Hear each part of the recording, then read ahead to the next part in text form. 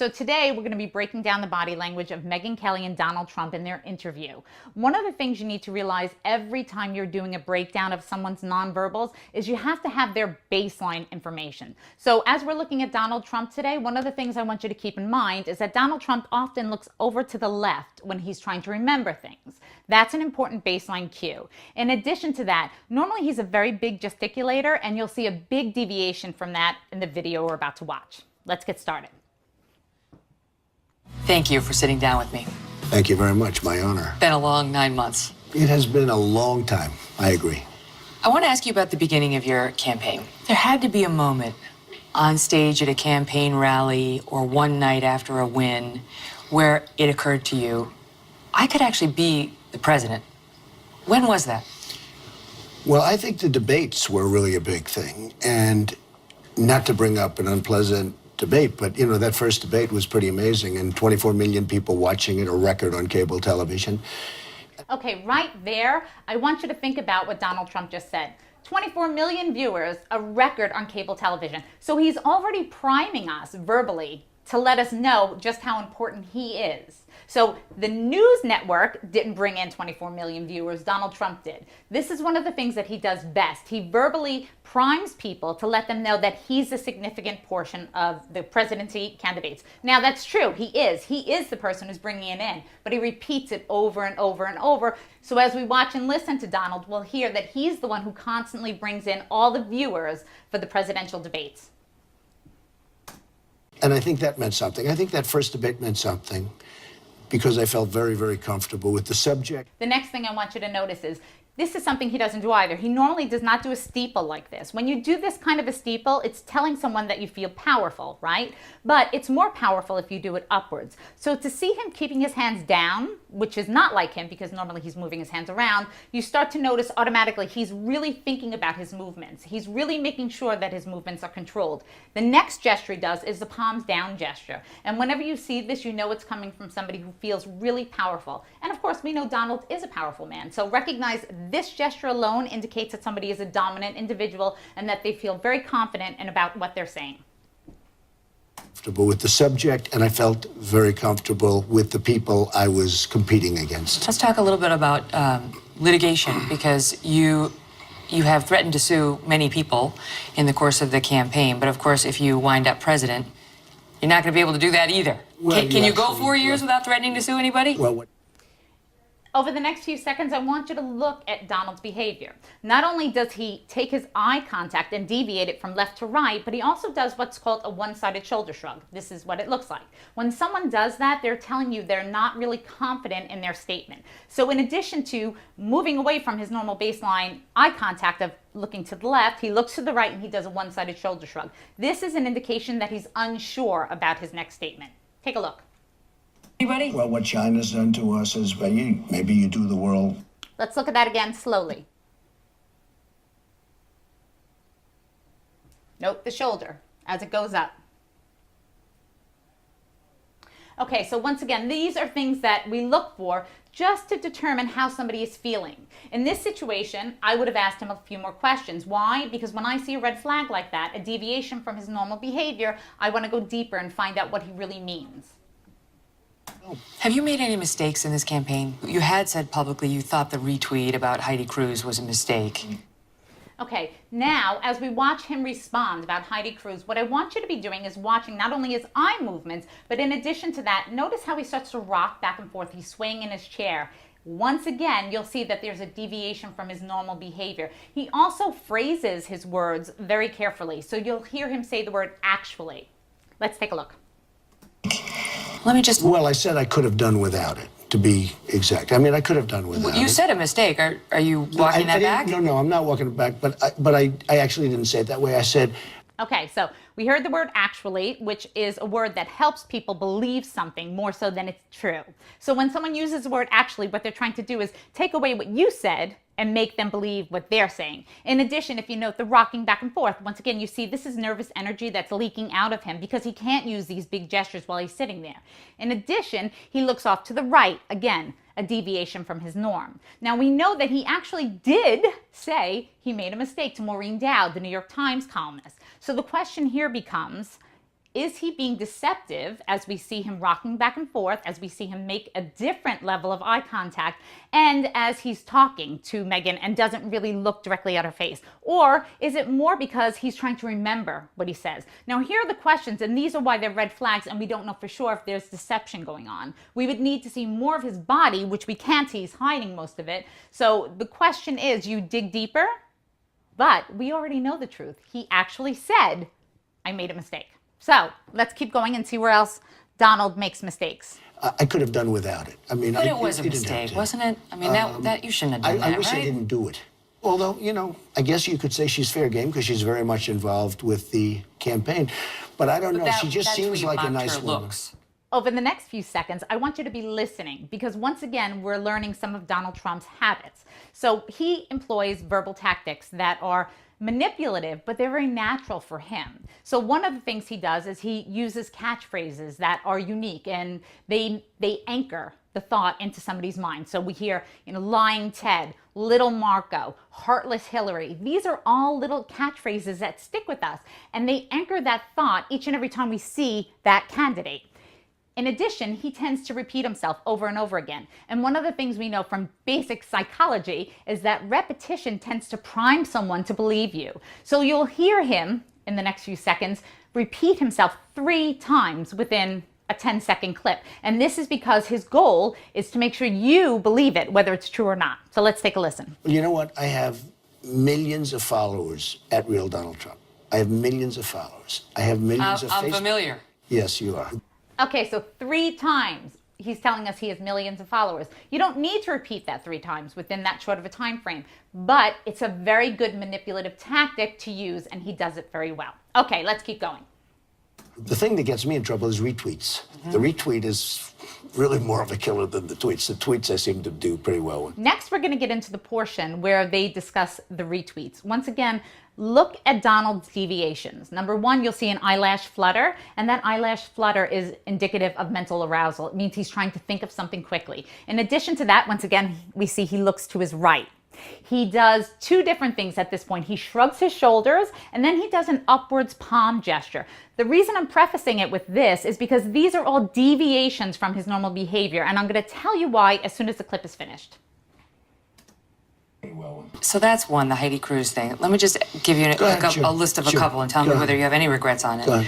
The comment about John McCain, you prefer people who weren't captured. See the flutter? The comment about Carly Fiorina's face. But do you regret any of those comments? Swaying, grimace? Yeah, I guess so, but you have to go An forward. upward palm. You make a mistake, you go forward, and you know, you can correct the mistake, but... Why do I love that portion? Because this is Donald being honest, okay? He sees that he's in a bad spot, the eyelashes flutter, tells you he's feeling the pressure. Finally, we see him feeling the pressure, right? So in other words, Megyn Kelly actually did get under his skin. In addition to that, he looks to his right because he's trying to think, should I say something different or should I just stick with the truth? Then you notice he does, well, I don't really know. When you see somebody do a turtle shrug, their shoulders go up simultaneously, you know that that tells us non-verbally that somebody doesn't believe in their own statement. While he's saying this, however, he says, well, I don't really know. So the interesting thing is he's being completely congruent and completely honest. Finally, we see the upward palms gesture. Again, you don't see this too often with him, but this is a gesture that people give you when they're trying to be honest. They want you to believe them. So everything in this clip was Donald being truthful. And that's something I don't see that often, so I was happy to report it. Let's keep going. To look back and say, gee whiz, I wish I didn't do this or that, I don't think that's good. I don't even think, in a certain way, I don't even think that's healthy. I want to talk a little bit about your family. Here, Megyn Kelly is about to ask Donald Trump about his older brother who was an alcoholic. And the interesting thing is, once again, you see that Donald feels it. It's a visceral reaction. So what I want you to look for are 2 things. Number 1, you're going to see him, he's in the slump position because he's trying to engage, but you're going to see him sit up. In addition, you're going to see him do a hard swallow. That's also indicative of somebody who's feeling pressure. So things we don't usually see from him are suddenly seeping out because it's hit a hard point in his life. Fred Jr. was an alcoholic and died at a relatively young age. See? When I Change? say his name, what does that bring up? The for hard you? swallow. Well, he was great. He was the most handsome person. He was. Donald always goes back to looks. This is very important in his world. So he just got hit. It was a visceral reaction. We saw it. The hard swallow, the change in posture. What does he automatically do, though? He goes back to what he knows. His first sentence is, he was a good-looking person. He was a great-looking person. So recognize he was hit, took it, and then went right back into Donald Trump mode. Okay. I have other problems, okay?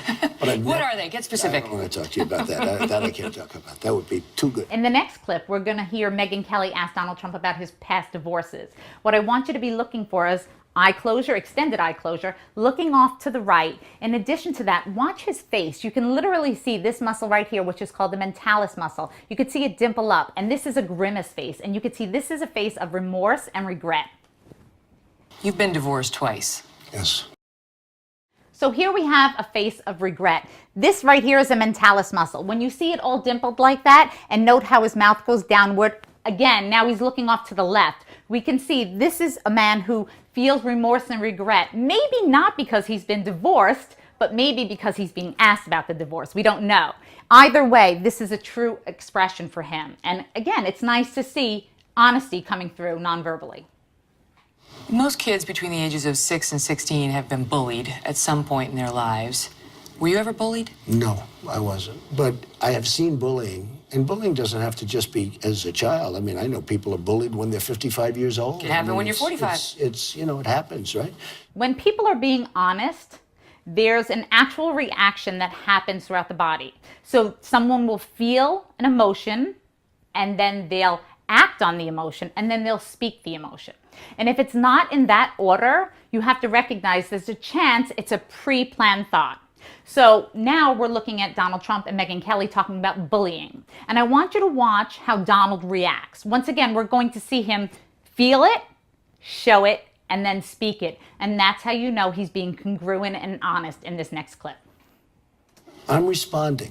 Now, I then respond times maybe 10. I don't know. I mean, I respond pretty strongly. But in just about all cases, I've been responding to what they did to me. See how he says that? I've been responding to what they've done to me. He's already has his hands pointed towards him before he even says the words. This is how you know it's genuine. He's feeling it inside before he's speaking the words. So once again, kudos to Donald for being honest and forthright. Even though we know he's a bully, he doesn't acknowledge it. Let's talk about us. Okay. In a few seconds, we're going to hear Donald Trump telling Megyn Kelly he doesn't really blame her for not being fair or nice to him. Now, this wouldn't be anything exciting, but again, we see something that we don't normally see from Donald. I want you to watch his tongue. His tongue is going to come out of his mouth for a second. And when you see that tongue thrust, you realize someone is feeling disgust about what they're about to say. So let's just watch this quickly. I don't really blame you because you're doing your thing. But from my standpoint, I don't have to like it. Afterward, you said you didn't feel that the moderators had been nice. But do you think it's the journalist's role to be nice to presidential candidates at a debate? No, fair. I don't care if they're nice. They have to You be use the word nice. Well, okay. Okay. So people thrust their tongues out for all different kinds of reasons, right? Quite often it's because your lips are dry. But if your lips are dry, typically you swipe, okay? Otherwise, it's typically known as a disgust gesture. So as he's sticking his tongue out here, we can tell, based on the fact that he's looking to his left, so he's being honest, that this was a question he didn't like to answer. We don't see him stick his tongue out, so when we do, you have to take note of it. I want to talk for a minute about the tweeting. Okay. The conversation is now turning back to tweets. And the things I want you to look for during this next clip are disgust on Donald Trump's face, and you see disgust in the nose area. So I want you to watch as he kind of snips up his nose in disgust, and then a few seconds later, I want you to be watching for him to close his body language. Once again, Donald Trump never closes his body language, so he's putting up a barrier about this question. So I want you to take a watch. Set the scene for me, because I know where I was when I was on the receiving end of a lot of those tweets, but I've always wondered where you were. I'm picturing like a crushed velvet smoking jacket, you know, chaise lounge. Just to give you a clue, this is what disgust looks like. So as you look at Donald, note the lines in his nose. That's the expression that you look for when somebody's telling you that they're disgusted with you. We saw the tongue earlier. That's another indication. But here, when you see this look with the nose all scrunched up, for sure. He's just been told that Megyn Kelly thinks of him as sitting on a chaise lounge in a red crushed velvet jacket, and he signals disgust. Through it. You said it's you if it's past 7 in the evening. This weekend, I picked up 114,000 people. But what do you do? Do you pick up your iPhone and actually tweet yourself? Usually after 7 or 8 o'clock, I'll do it myself. But during the day... All right, so this is another interesting posture that I mentioned earlier. We don't normally see Donald close up his body language. This is a very defensive posture.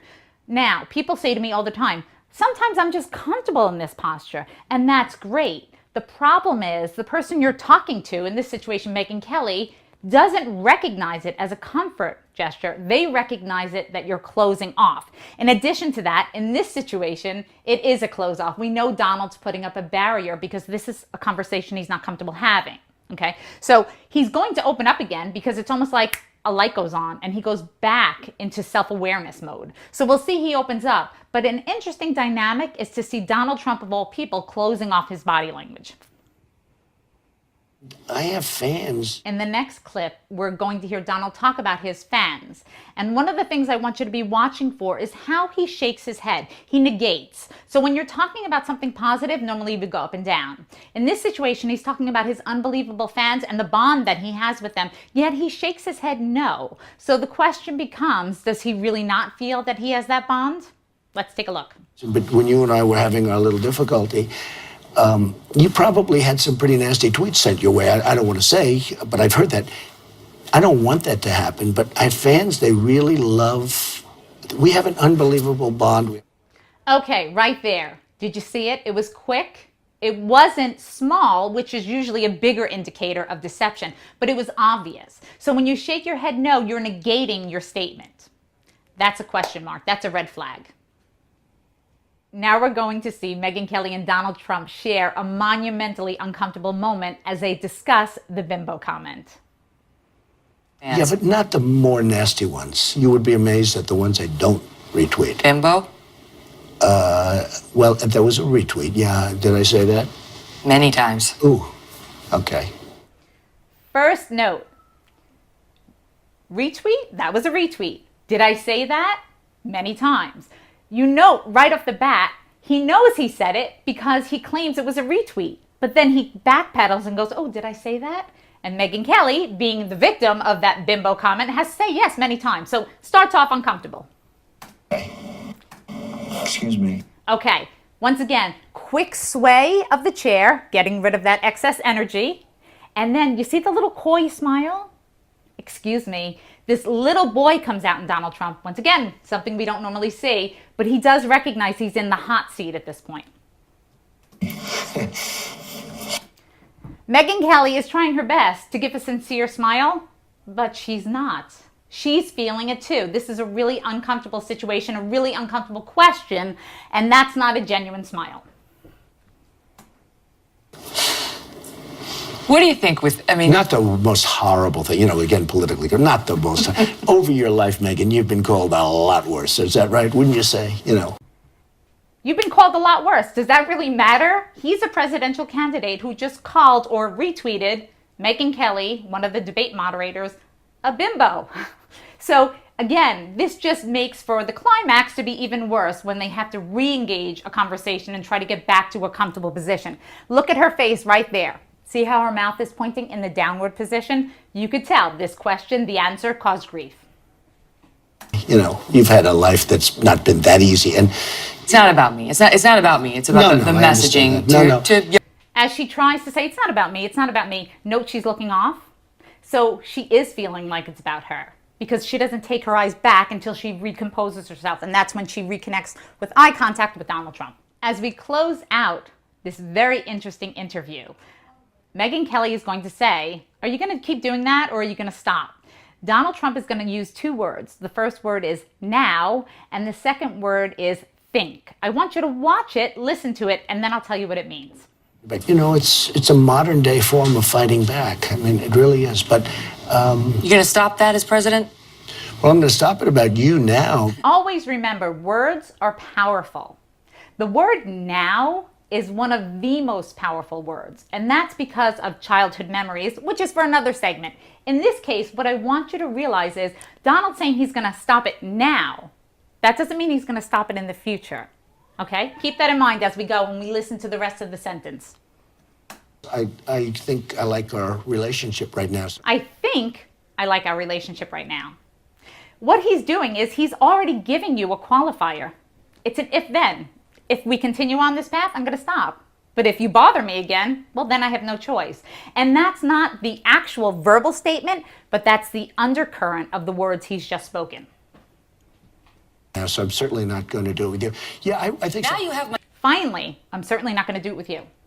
This is one of his really powerful punches. When he doesn't feel like the last sentence or the last few words of his sentence need to be powerful, he'll trail off quickly and his voice will go low. I'll no longer do it with you. Because he doesn't really mean it. If he meant it, he would say, I'm never going to do it with you again, and it would be powerful and it would end on a powerful pitch. Here, he trails off, his voice goes down. I don't have the time. You know, when was the last time I watched a baseball game?